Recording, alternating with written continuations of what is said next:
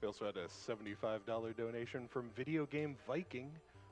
I was just curious if they're actually a Viking. I figured I'd throw them in the international contingent, though. They said, "Thank you to all at AGDQ and PCF. My mother is currently battling cancer and stubbornly winning a fight that I wish would have been prevented. This is why I donate, in hopes that someone else's loved one can avoid the battle we currently undergo." Well, thank you so much for that.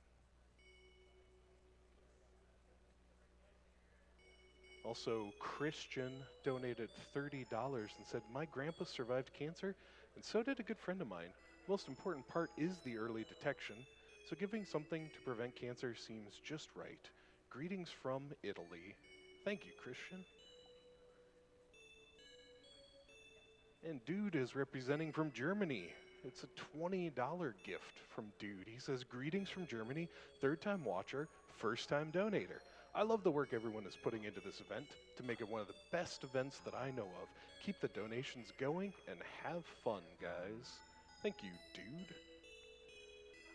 And who else can I find here? How about Ewan with $100? Thank you so much.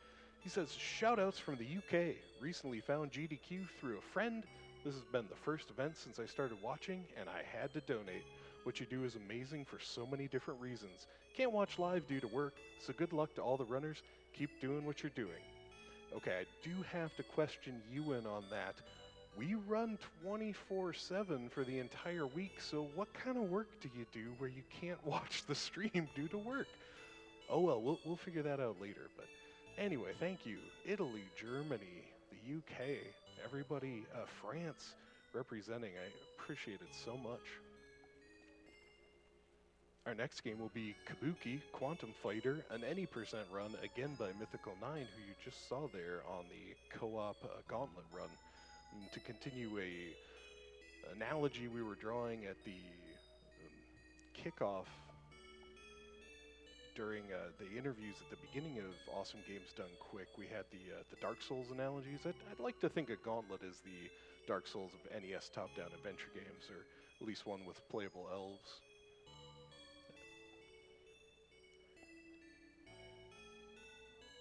And now we'll take it away to mithical9 and his couch for Kabuki Quantum Fighter.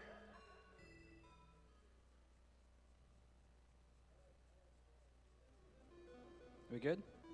All right. Hi. This is my couch, apparently. They tried to throw it off the stage earlier, but we saved it. I'm mithical9. It's not my real name, thankfully. I don't have a celebrity baby name or anything. My real name's Matthew Hume, but everyone around here goes by screen names. So it's been kind of weird meeting people in person for the first time. You know, how you doing, Jimmy Poopins? What's up, Cube Face? Anyway, for now, I'm mithical9, and this is Kabuki Quantum Fighter. Gonna go ahead and get it started. Little sequence here. I like to think this is actually the game's code, but I honestly don't know. And time starts when I hit the button here, so I'll do a countdown. 3, 2, 1, go. So, we got a platformer, we got sub-weapons. That one's pretty crappy, but it helps right there. We got those swingers. Those are a lot of fun, but tricky to optimize in a speed run. I'm going for this ladder jump, frame perfect. Got it, easy every time. Saves about half a second at best. Really not worth it, but I wanted to show it off. So what is going on here? Why am I a karate man hair whipping monsters? Well, a military satellite has been infected with a virus, and their solution is to use an experimental device to digitally send someone into the satellite, because I guess they didn't have Nortons installed. So they send in Colonel Scott O'Connor, and he gets there and he's like, "I'm a cyber Kabuki dude." And the control team's like, "Well, your great-great-grandfather was a famous Kabuki actor, after all." And before he can say, "Wait, that makes no sense, why do you know that?" They're like, "All right, get going." Vorpal found a way to manipulate this fight. I missed 2 hits here, so I'm going to have to track him down a little bit.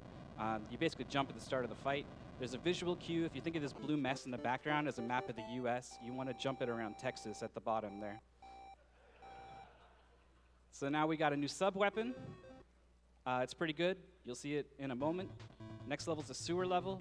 I don't really think of it as a sewer level because it doesn't suck.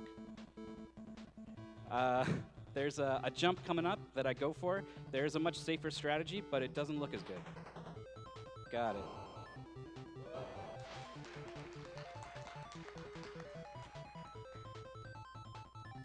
The Colonel's 25 years old, by the way. I don't know what he did to make Colonel by 25, but maybe hair-whipping cyber monsters into computers isn't the craziest thing he's done at this point. Bit of history about this game. 8 years ago, SDA held a competition where a bunch of people ran this game for a week, and the winner by kind of a lot was Tiki, a very well-known Mega Man speedrunner. He's been at GDQ events before. He posted in 11:01, and he did it on a bad copy of the ROM. In vertical sections like this, the screen would just black out for a bit. He thought it was just the lights turning off. It took me a month to beat his time that he said in a week, though, so I can't really make fun of him or anything.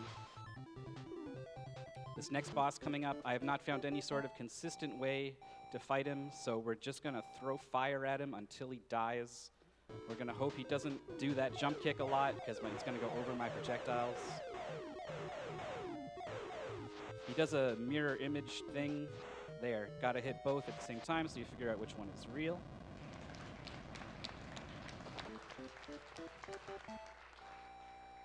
Third level coming up. If I'm very precise at the beginning, I can make an early cycle on a spike ball shooty thing. Lots of things operating on cycles on this level, so you need to be mindful of that as you go. I'm going to bump my head here. Yep. I'm making good pace, so I think I should be able to do it. You also get to see some ice.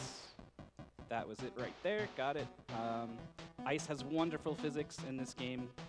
Once you start sliding, nothing will stop you. Not ducking or jumping or turning around. Like once I I just can't. I'm stuck.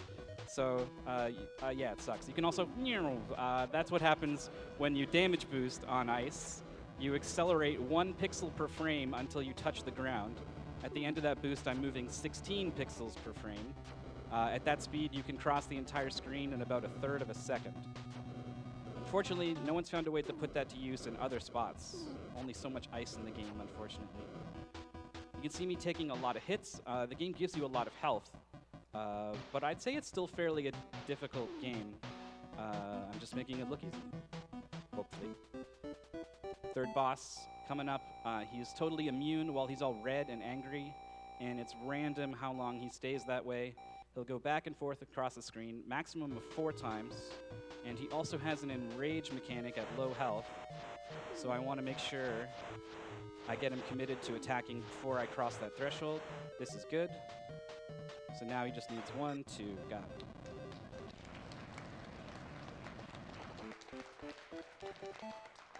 I think that was also perfect luck, by the way. He went once each time. Pretty rare. The 4th level is kind of boring, so let's talk about me instead. In 2013, this game got some speedrun attention again when it was put together for a competition by Feasel called Speed Gaming League.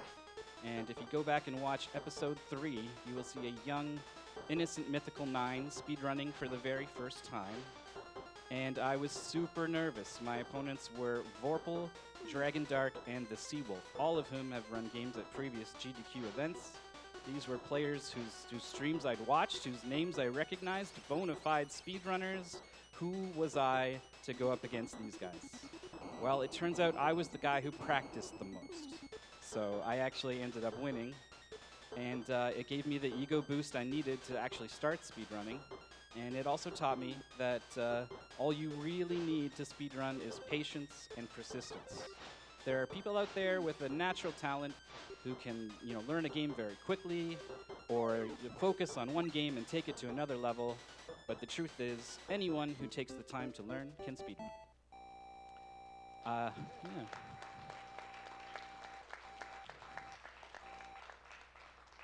This next boss has very powerful AI.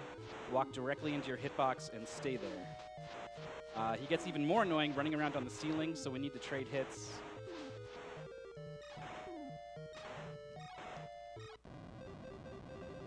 I think this game looks cool.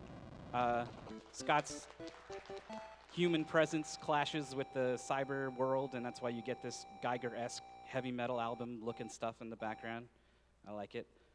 5th level, the game starts to pull out all the stops. I'm going for some very unsmart conveyor belt jumps coming up 50-50 whether or not you get enough speed to clear. So now the ice is a problem. Well, let's see what happens, I guess. Here it is, the first one. Missed. Second one, got it. 50-50, nothing I can do except not do them, but screw that. It's a lot of fun when you get both, so. To finish off the history of this game, in 2014, SMK ran it at SGDQ, and later that year, I brought the record down to 10:33, and in 2015, it was brought down to 10:28 by Callamball. Whoa, didn't get the damage boost. Improv a little bit. Callamball, a very great NES runner, most well known, I'd say, for Bucky O'Hare. Don't want to screw that up. If you fall there, you have to walk all the way back. Level 5-2, easily the hardest part of the speedrun, so I'm going to be focusing a little more. But I do want to say that the way speedrunning works is you're always building on the work of those who come before you. So I'm very thankful to all the names I've mentioned, because the speedrun just wouldn't be as good as it is without them. So I'm trying to make an early cycle on this guy. I want to clear this gap before he shoots. We're good. I'm making a lot of small optimizations on these swingers. You can tap down to cancel your somersault animation, and that will let you grab these a little bit sooner. Adds up pretty quick. At this time, I would like to let everyone know I am going for a damage boost that can soft lock the game. It has never happened to me before, so we'll see. Here we go. We're good. All right.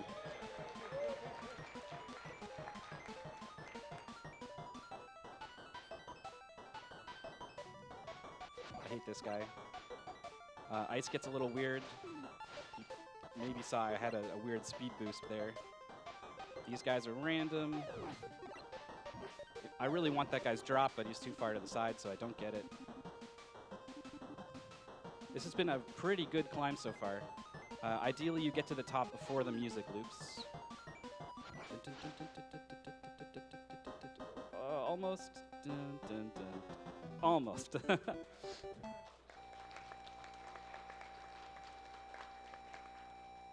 So, last two bosses here. This guy's pretty simple. We're going for 4 hits early on here. 1, 2, 3, 4. Got it. And now we just kind of punch him in his dingus up here. Just a punchy, punchy, jump, punch. Punchy, punchy, jump, punch. Punch, punch, punch. You can see we've got a lot of health and ammo at the bottom of the screen there. I've been saving it up on purpose for the final boss, because the final boss is awful. You don't want to have to fight him in any sort of legitimate way.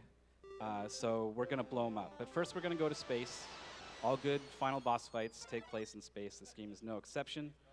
We're switching to this dynamite, and we're just going to blow him up. We're just going to throw the dynamite in his face over and over, and you just blow him up. Just blow him up. Pause, turn my health into ammo. That's a thing you can do in boss fights in this game. Mess around a little bit while he gets into phase 2 here. It's kind of random when this phase starts. It's also random when he opens his eye. We're waiting for it. We got the dynamite ready. We're going to blow him up some more. Just feeding it to him. 1, 2, and I could go for the third, but I'm going to play it safe here because it's the end and he's dead. So there's going to be time at a white flash here. Wait for it. Wait for it. Time.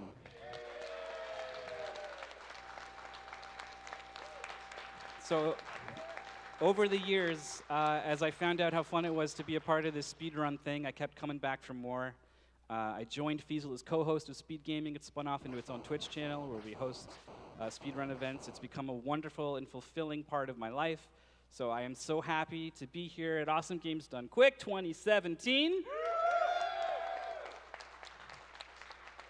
Thank you so much for watching.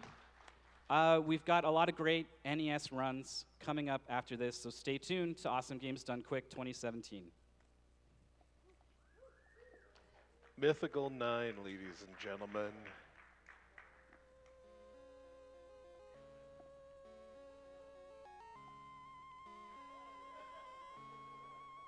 You know, the ending of that game, a message from Hyperion, mission accomplished. Hearing the name Hyperion reminds me of Borderlands 2 from earlier in the marathon. I like to think of Borderlands 2 as the dark